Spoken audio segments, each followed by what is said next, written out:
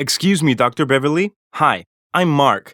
I'm a new nurse here. Hey, Mark, what can I do for you? I have these x-rays for Dr. Cho's patient. He wants Dr. Fabrizio to take a look at them. The radiologist, he's on the first floor somewhere. Do you happen to know the actual room number? No, but the receptionist in the lobby will. Okay, this hospital is so confusing. I know the feeling. You'll get used to it. Excuse me, nurse? This is the cardiology department, isn't it? Well, usually it is, but the hospital is under construction right now, so some departments are in different places. Oh, so where can I find cardiology? It's in the basement now, across from radiology and pathology. Oh, good. I don't want to miss my appointment with my cardiologist. Do you need directions to get there? I think so. Take the elevator down to the basement level. Cardiology is to the right. Becky, can you help me with something? Sure, I know how hard it is to find things on your first day. Room 415 needs some clean gowns. Where are those? In the first floor closet. Great. Also, where can I refill an oxygen tank? Don't refill them. Just get a replacement tank on the second floor. Anything else? Yeah, the Sharps container is full. Should I dispose of it? Definitely. And get a new one from room 102. Hi, Mr. Reynolds. What seems to be wrong? I fell down the stairs. My leg really hurts. I'm checking for a break. Tell me if it hurts when I touch your leg. Okay. Ow! Right there. Yeah, there's a bump and some swelling.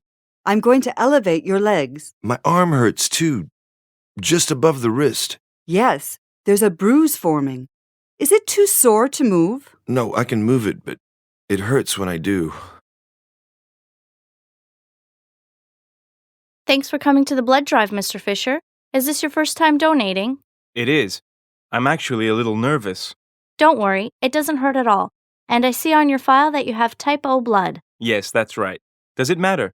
Actually, it's great news. You're a universal donor. So my blood is compatible with everyone? Exactly. Type A, B, AB, it doesn't matter. But unfortunately, you can receive only your own blood type. Well, hopefully I'll never need to. Good afternoon, Fred. I have your test results back. What do they say? Well, we're detecting an arrhythmia. Oh, what exactly does that mean? It means that your heart valves aren't pumping blood through the atria properly. Is there any treatment for this? Yes, we're going to start you on medication and see how it goes. Luckily, this form of arrhythmia isn't too serious. Well, that's comforting to hear. Hi, Mrs. Blake. I have a few questions before the doctor sees you. Are you still smoking? Yes, but not very much. Still, you need to quit. You understand the risks, don't you? Of course. I know it causes lung cancer. Yes, plus people around you are at risk of developing asthma. I know, and I don't want my kids getting it. But quitting is really hard. It also helps heal the damage to your lungs and bronchial tubes. Well, I'll think about it. How are you feeling, Virginia? The same. I still have the stomach pain as before. I'm sorry to hear that. Does the doctor know what's wrong yet? Well, he doesn't think it's an ulcer. He believes you might have appendicitis, though. Really? Isn't that deadly sometimes? Very rarely. He's also recommending a colonoscopy to make sure there's nothing wrong with your colon or intestine. Is that okay with you? Yes, I'm willing to do whatever it takes. Good morning, Mr. Johnson. How are you feeling today? I'm all right, but there's a dull ache in my side. Okay. Good thing you're getting a physical exam then. Do I have your consent? Sure. First, let me finish the demographic data. What's your age? I'm 62 years old. Great. Next up is palpation of the abdomen. I'm going to touch your stomach. Just tell me when it hurts. Okay. Yeah, it hurts there, right below my ribs. Good morning, Mr. Thompson. Sorry you're not feeling well. What are your symptoms? Well, I've got a sore throat and I keep coughing. Any sneezing? Or a stuffy nose? No, not yet at least. I do have a headache. Are you feeling tired? Any aches or pains? Yeah, I'm exhausted, and I feel really hot. That's likely a fever. Mr. Thompson, it sounds like you may have the flu. Oh, really? I was hoping it was just a cold.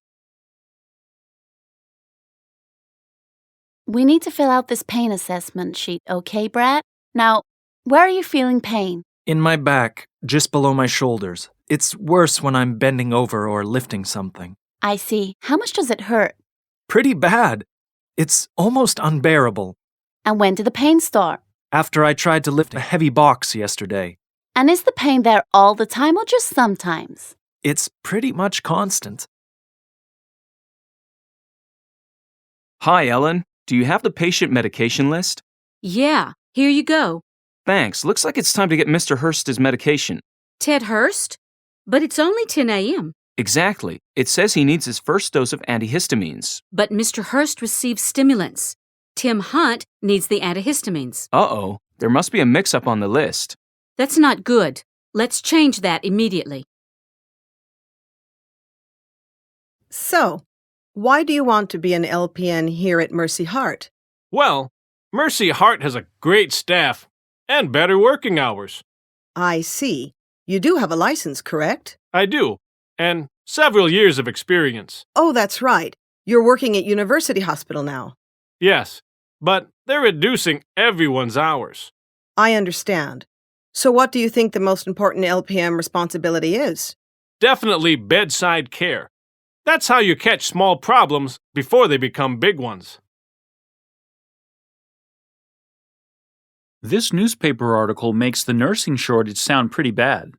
Well, we certainly need some help here. That's true. Our nurses are really overworked. I know, but there just aren't enough licensed nurses for each shift. I say we make the licensure exam easier to pass.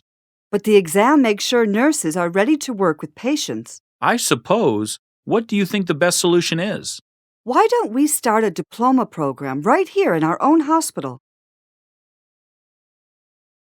Thanks for agreeing to an interview. I know you nurse practitioners get busy. It's my pleasure. So, what kind of services do you provide? Lots.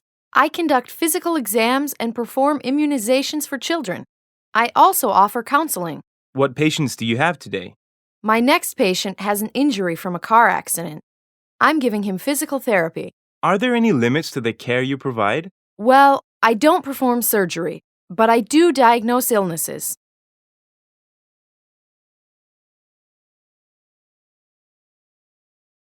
John, before we finish your checkup, there's something we should discuss. What's that? Your weight gain. You understand the risks of obesity, don't you? I do, yeah. I know my weight is getting out of hand. You need to change your diet drastically and exercise more. I know, but I get tired so easily. Changing your diet will help. Add some protein and B vitamins. Your muscles will recover faster. Oh, thanks. Are there certain foods I should look for? Well, poultry has both. But you'll also need to cut out the bad stuff. Fewer fats and no high fructose corn syrup. So soda is out. I do drink it often. Probably 1 or 2 cans a day. You can't do that if you want to lose this weight. Okay, starting today, no more. How's it going today, Samantha? Actually, I think I'm sick. Something's been going around at work. I see. How are you feeling? I have a headache and a fever, and my stomach has been cramping. It sounds like you have a virus. Is anyone else in your family sick? No, not yet. And I don't want them to get sick either. Of course not. Make sure that you wash your hands often. Oh, of course. And if you're not using antimicrobial soap, it'll be worth switching. I'll pick some up on the way home. It's still okay for me to cook for my family, right? Well, be careful. Definitely use a good disinfectant before and after you're in the kitchen. I don't have any of that. I guess I need to pick some of that up, too. Hey, Mark. How's your first day going so far? Pretty good, actually. Did you still want to double-check my work? I probably should, just for today. I see you already have a signature from the head nurse. Yes.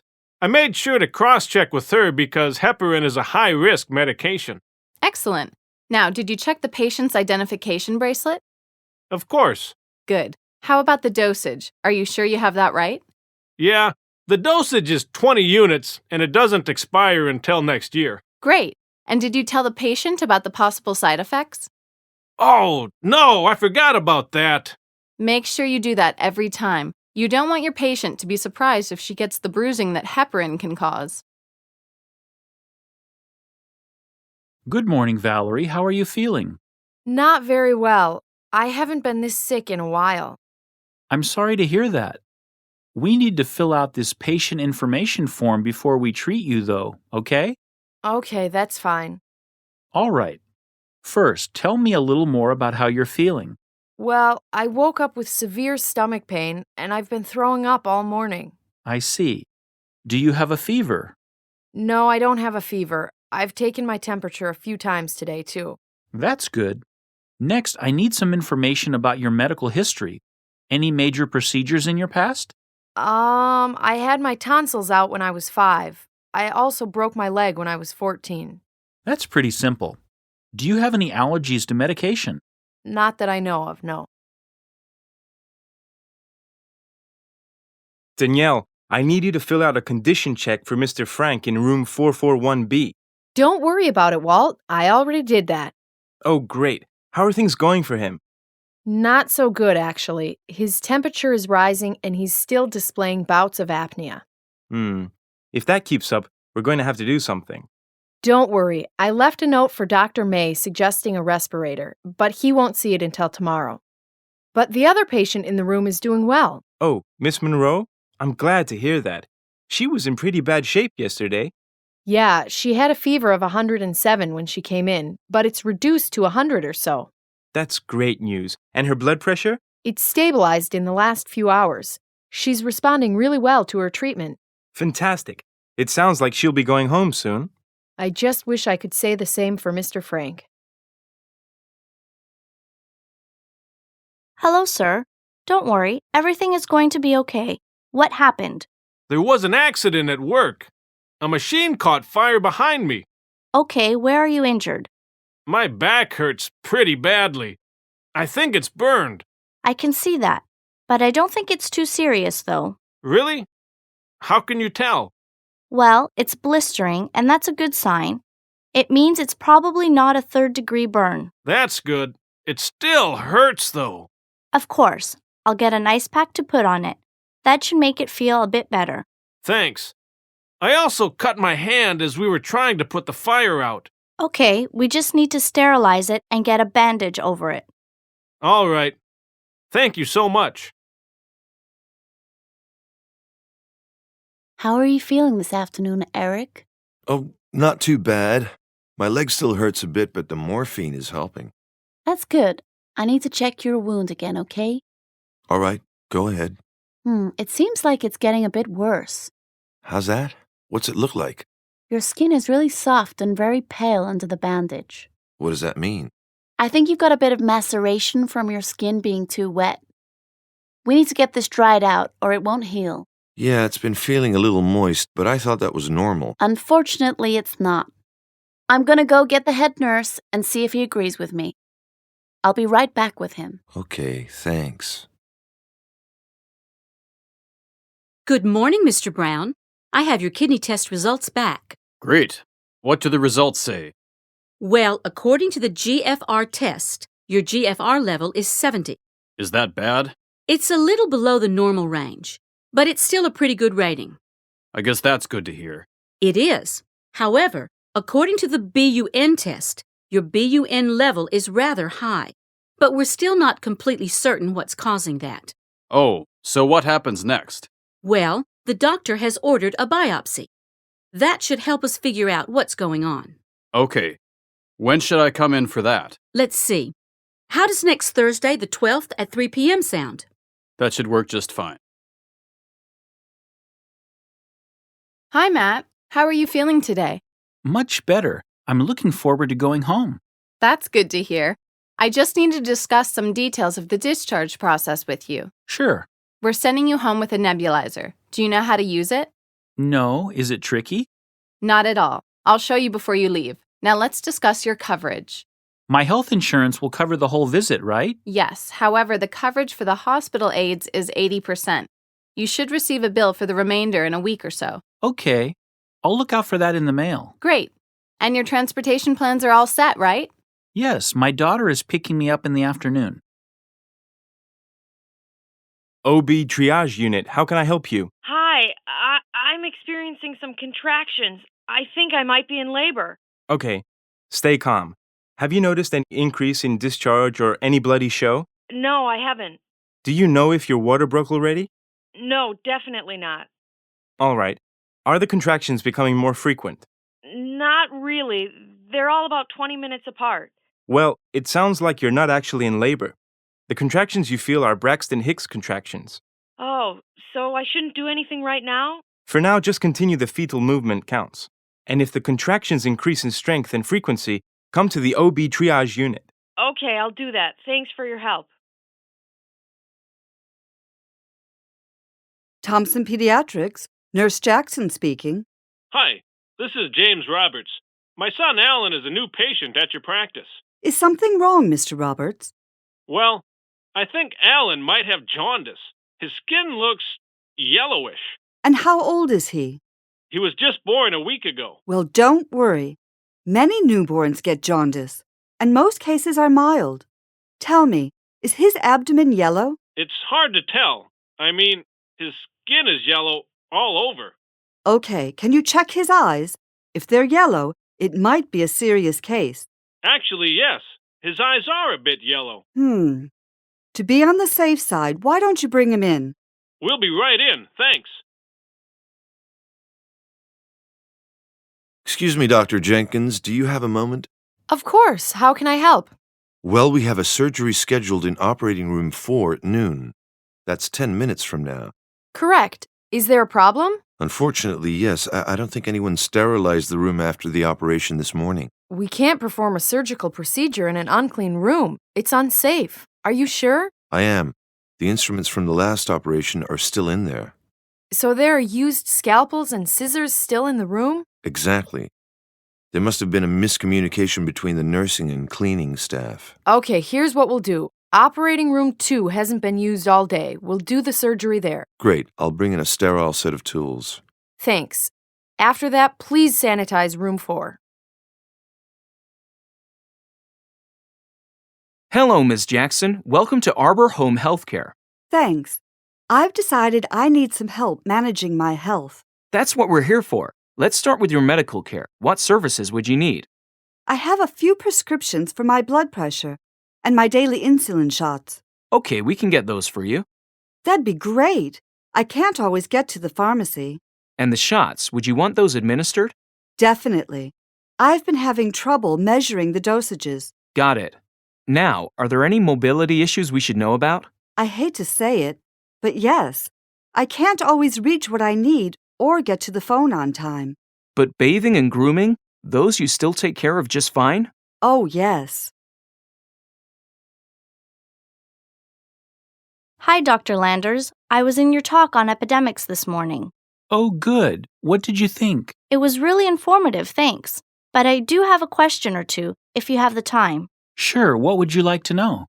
Well, you said that the most important part of responding to an epidemic is isolation, right? Yes, isolating infected people stops them from spreading the disease. But people can still spread communicable diseases before they show symptoms. That's true. It's a definite challenge in stopping epidemics. So, wouldn't it be better to shut down public areas where people get sick, like movie theaters? Actually, few outbreaks spread in those places. Really? So what do you do instead? We educate people about preventative measures like hand washing. Hello, Mr. Anders. Thanks for meeting with me. It's my pleasure. We're always excited to sign up new nurses. Well, where should we start? Why don't you tell me why you're interested in travel nursing? I've always wanted to see the world, but I've never had the money to do it. That's actually what brings in a lot of people. Now, if I remember correctly, you meet the qualification requirements, yes? I do. I have 5 years of clinical experience. Great. Next, since the position includes international travel, we'll need to get you a passport. Now, if I get a passport, do I still need a work visa? Unfortunately, yes. But we take care of all the paperwork. That's really helpful. Which reminds me, when do I pay the fee? Not until we've confirmed a placement for you.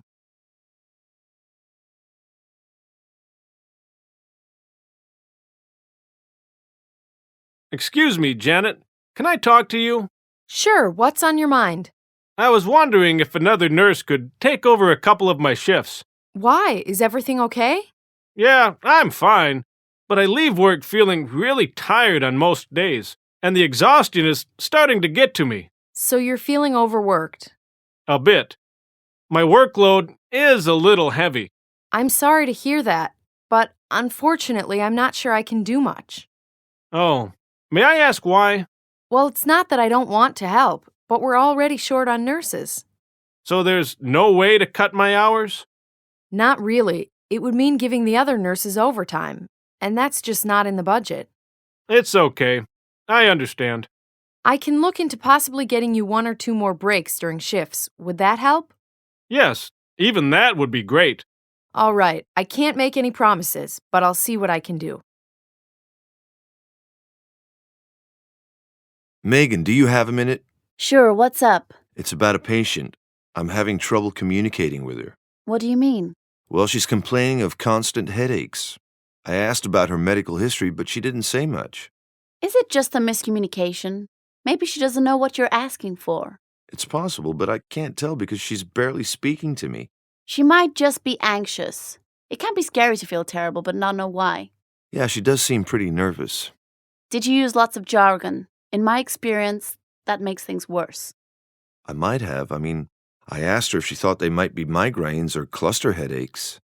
See, if she has poor health literacy, those terms might sound scarier than they are. Good point.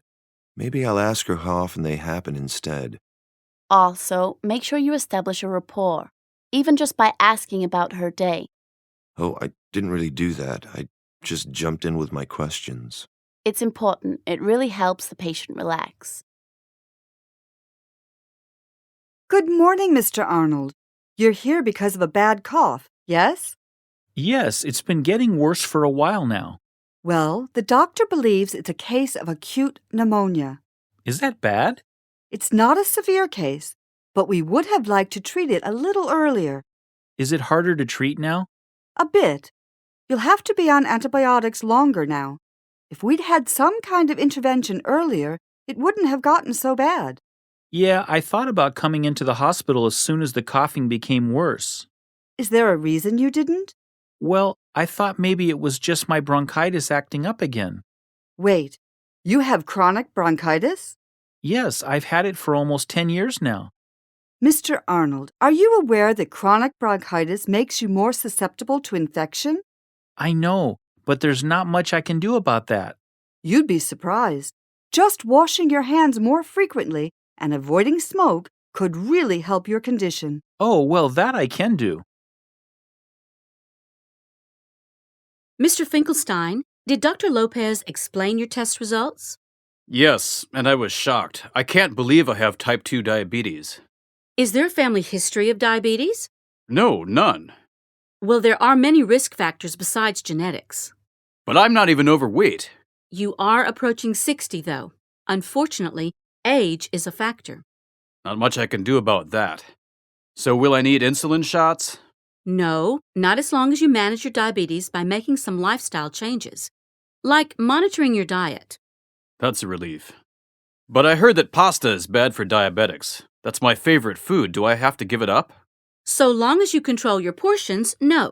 You also might want to consider switching to a whole grain pasta. Okay. Is there a list of foods that I should eat? Of course, but it looks a lot like any other healthy eating plan. Really? I would have expected something pretty restrictive. Not really. It's the same idea as losing weight. Eat more healthy food and less junk. I should probably be eating healthy anyway. Hello, Mrs. Anderson. How are you feeling? Well, to be honest, I'm pretty nervous. This is my first chemotherapy session. That's totally natural. Would it help if I explained what's going to happen? I think so. We're going to put a catheter in one of the veins in your arm and get the chemo into your system that way. Will it hurt? You'll feel a pinch. And the side effects? Well, the drugs are very strong because we need to kill the cancer. Unfortunately, they do harm some other systems too. The doctor said I'll feel sick to my stomach, right? Yes, chemo affects the digestive system. You'll probably lose your appetite and some weight. And does that happen right away? Yes, probably within a day or two. Did the doctor tell you about chemo's effect on hair follicles? He did. What do most patients do? It depends on the amount of hair loss. Some just wear hats. Others, if they go completely bald, wear wigs. I suppose that's the least of my problems. Shall we get started? Hi, Mr. Rodriguez. How are you doing today? Fine. I'm just anxious to get these test results back. That's right. Dr. Pitt thinks it could be coronary artery disease or arrhythmia, right? Yes, but shouldn't we be able to tell what I've got just from my symptoms? Well, they have the same warning signs: shortness of breath, palpitations, and dizziness. What can I expect as far as treatments go? It depends on your diagnosis. If it's an arrhythmia, there may not be a need for a treatment at all. Really, nothing? Well, some arrhythmias are just caused by simple things like electrolyte imbalances. But if it's more serious than that, there are a few treatment options. I see. What kind of options? A combination of lifestyle changes and medication. Possibly surgery. What about coronary artery disease? That is also treated with lifestyle changes, drugs, and surgery. Okay. I definitely want to avoid surgery if I can. That's understandable. Now remember, it may be neither of those things. That's why we ran the tests. Thanks for explaining all this. Hey, Lara. Did you just send a patient into room 114? I did. Was that wrong? Not necessarily, but we're pretty full, and we should only be admitting the more serious cases. I use the ESI triage system. Do you want to see how I assigned him a level? Sure. What did the patient come to the ER for? He had a leg fracture. Was it a compound fracture? No, it was just a simple fracture. What was the acuity of his condition? It wasn't very severe. He didn't need immediate care, so then I moved on to calculating how many resources he would need. Okay, and what did you determine? I figured that he would need an MD assessment and an X-ray.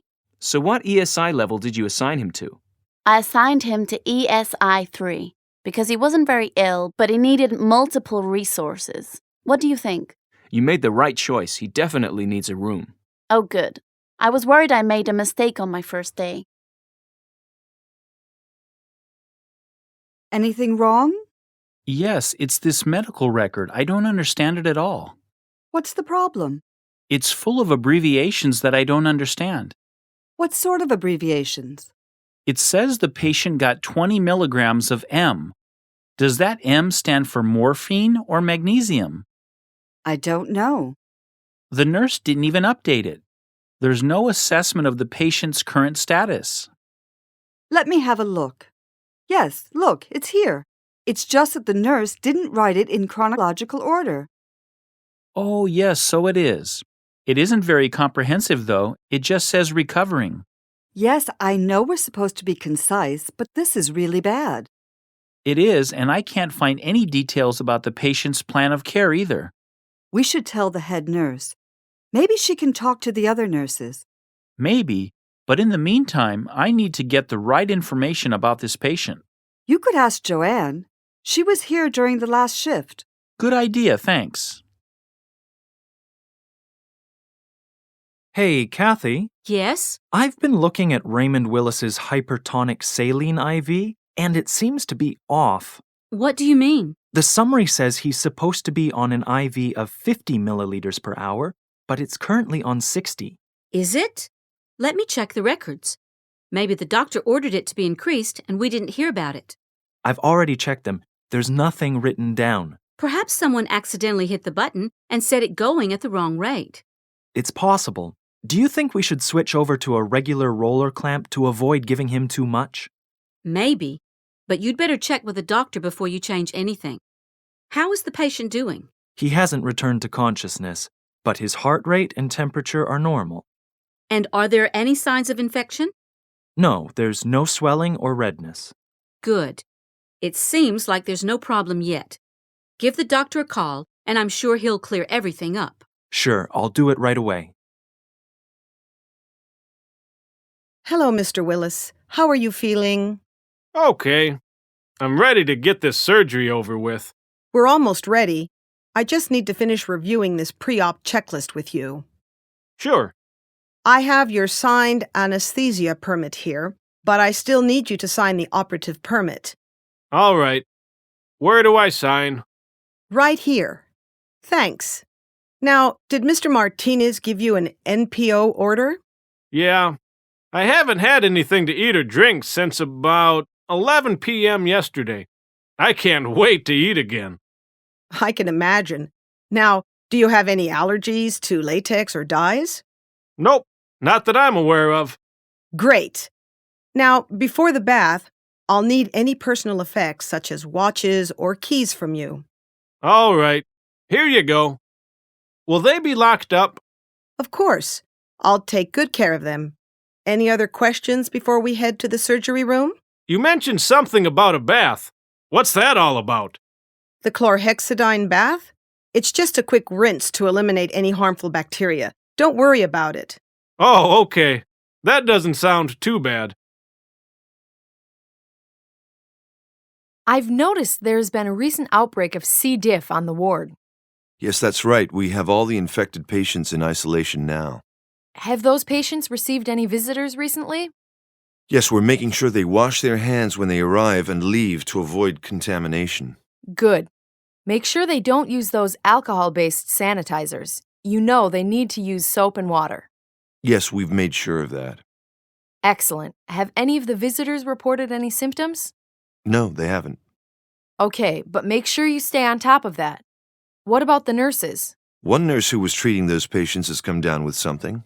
The same infection? We're not sure. They're doing some diagnostic tests at the moment.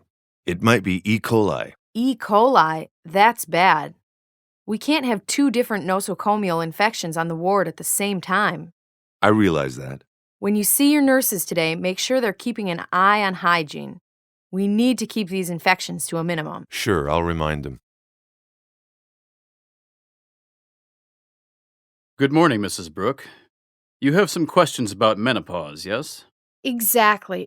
Basically, I'm worried that it's already started, and I'm only 39 years old. Okay. First, are you having regular menstrual cycles? Not exactly. I've missed at least 2 in the last year. Well, the good news is that you're definitely not in menopause. Not until you've missed 12 consecutive cycles. That's a relief. But I'm definitely showing some other symptoms, too. Can you describe those? I'm not sleeping well, and lately I've been getting hot flashes. All right.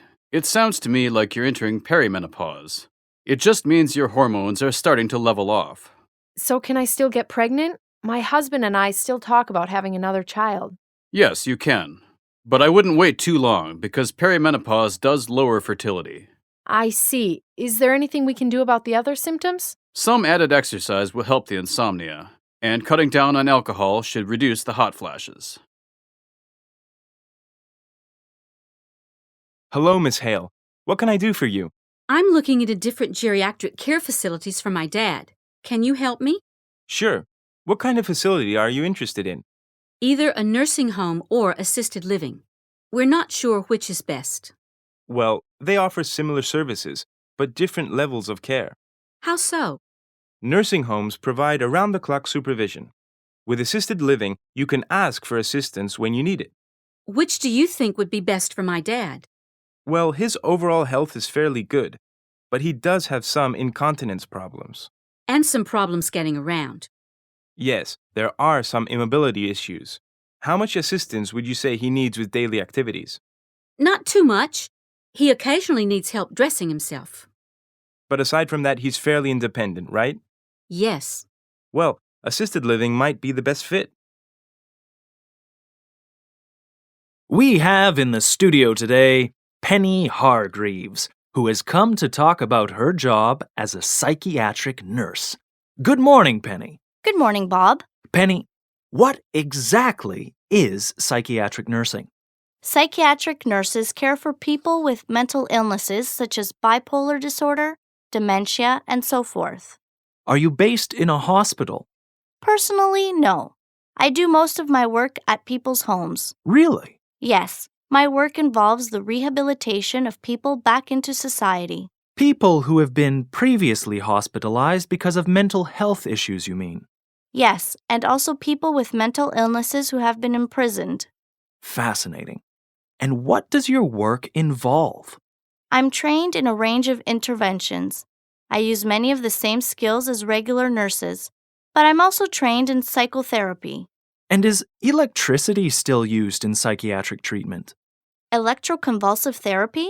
No, that's only used in a small number of cases. I've never used it myself. So, Penny, what would you say to anyone considering a career in psychiatric nursing? I'd say it's hard work, but it's very rewarding. Hi, Miss Wilson. How are you holding up today? Oh, as well as I can, I suppose. How are you? I'm well, thanks for asking. Are you feeling any pain right now? I am, actually. It's my back again. Okay, I'm going to increase your morphine drip just a bit. Is there anything else I can do right now? No, that's it, thank you. Now, do you have those forms today? Yes, I do. Are you feeling ready to go over them? I think so. Let's start with the DNR order. All right. Now, you understand what this means. When the time comes, we won't provide any life-saving measures. That's right. I feel ready, though. I understand. I'll see that this gets updated right away. And you have the estimates on cremations? Yes. On average, you're looking at about $1,000. That's pretty steep, isn't it? Well, a burial can be 5 times more expensive. I've always hated wasting money. Let's look at the cremation details.